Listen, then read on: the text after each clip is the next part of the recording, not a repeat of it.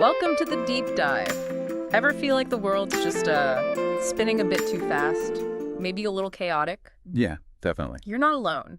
We often hear this term VUCCA, volatile, unpredictable, chaotic, complex, ambiguous. It sums it up pretty well. It really does. It's hard just keeping up, let alone figuring out how to deal with it all. Exactly. And that's why today we're doing this deep dive.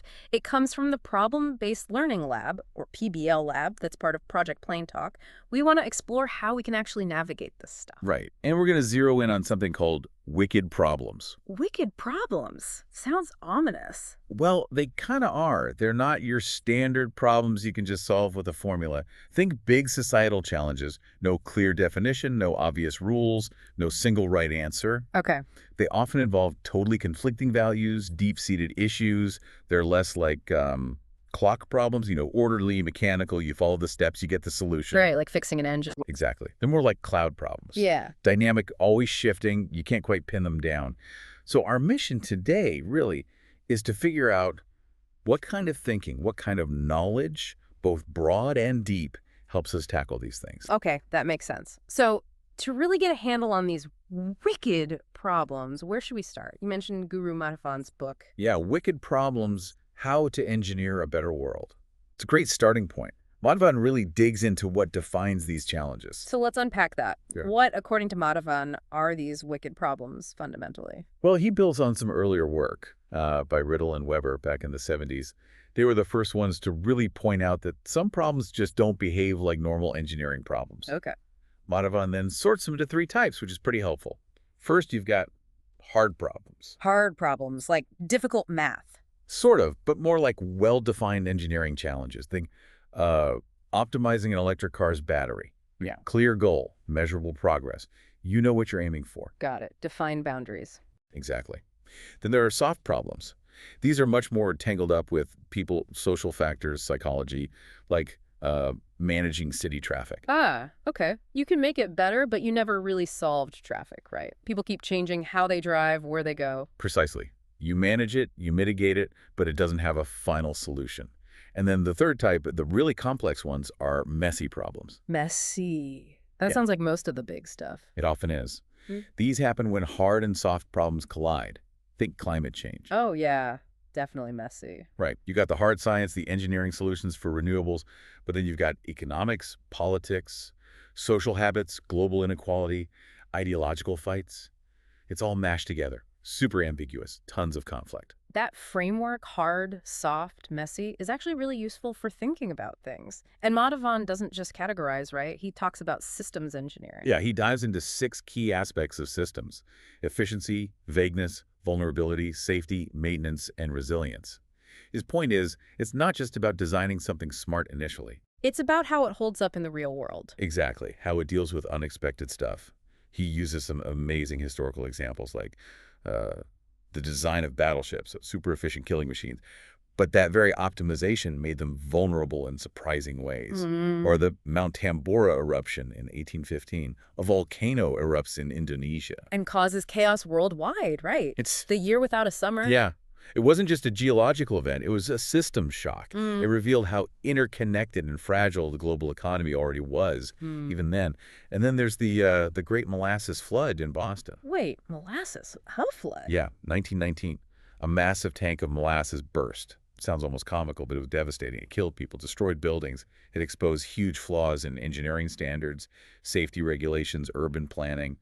Just shocking vulnerability hidden in plain sight. Wow. So these aren't just technical stories. They're lessons about systems failing. Totally.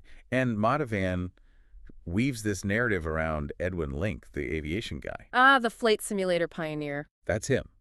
He built the first mechanical flight trainer, basically using parts from his family's player piano and organ factory. Think about the problem he was solving. How do you train thousands of pilots quickly and safely for war when planes are scarce and crashing is, well, deadly? That sounds like a classic wicked problem. High stakes, lots of constraints, need for a totally new approach. Exactly. And his solution wasn't just clever engineering, it took creativity, pulling ideas from music tech into aviation. That's real interdisciplinary thinking, and just sheer resilience to make it work under pressure. It shows how these, human qualities are just as vital as the technical skills. So Madhavan argues engineering isn't just technical, it's a kind of cultural choice. Needs civic-mindedness, inclusivity. What's the takeaway for us then? How do we use this? Well, it points to some really practical things. First, think in systems. Recognize that problems are connected. You can't really isolate them. Right. Pull one thread and the whole thing moves. Yeah. Second, balance efficiency with resilience. The slickest system might be the first to break when something unexpected happens. You need some buffer, some robustness. Okay, that makes sense. Don't optimize fragility into the system. Exactly. Third, embrace ambiguity. Don't run from it. Sometimes that fuzzy, unclear space is where the really creative solutions are hiding. And finally, maybe the most overlooked one, prioritize maintenance. Ah, the unglamorous side. Totally. We love innovation, the shiny new thing. But Madhavan stresses that maintaining what we have, keeping systems working reliably, is just as crucial, if not more so. This applies everywhere: healthcare, infrastructure, business, environment, you name it. Okay, so Madhavan gives us the nature of these wicked problems. Now, who is best suited to actually tackle them? This is where I think things get really interesting with David Epstein. Yes, Epstein's book, Range, Why Generalists Triumph in a Specialized World. It pushes back hard against the idea that you need to specialize super early to succeed. The 10,000 hours rule and all that. Kind of, yeah. Epstein argues that, especially in complex, unpredictable fields, basically, the ones filled with wicked problems, generalists often have a significant advantage. People with broad interests, diverse experiences, who can connect dots across different domains. He contrasts this with kind learning environments, right? Exactly. Kind environments have clear rules, quick and accurate feedback. Think chess or golf. Specialists can really thrive there because the patterns repeat, the feedback is immediate. Master the specific skills, and you win. But the real world isn't always like chess. Rarely. It's usually wicked, as he calls it, borrowing the term. Rules change. Feedback is delayed or ambiguous. The situation is fluid, and that's where range comes in. He uses that great comparison between Tiger Woods and Roger Federer. Oh, yeah, it's so compelling. That Tiger, the ultimate early specializer. Golf, golf, golf, almost from birth. total focus. And Federer. He played everything. Soccer, basketball, skiing, handball, you name it. Didn't focus solely on tennis until later.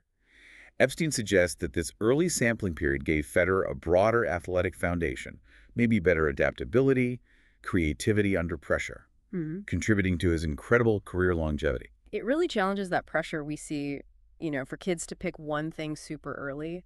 The cult of early specialization. It definitely does. And Epstein unpacks why range is powerful. One key idea is analogical thinking. Using ideas from one area to solve problems in another. Exactly. Like Gunpei Yokoi at Nintendo. He saw some boring tech used in calculators, combined it with his knowledge of toys, and boom, the Game Boy. He connected unrelated fields. That's range. Okay. What else? Another big one is match quality. Finding the right fit between you, your skills, your interests, and what you do. Exploration helps you find that fit. Specializing too early might mean you commit to something that's actually a poor match for you long term. So sampling isn't wasting time, it's data collection about yourself. Kind of, yeah. Then there's interleaving, mixing up different subjects or skills during practice rather than just drilling one thing over and over. It feels slower, harder. But leads to deeper, more flexible learning. Right. And finally, slow learning. Yeah. Just accepting that deep understanding, especially across different domains, takes time. It might not follow a straight path. It's not always about speed.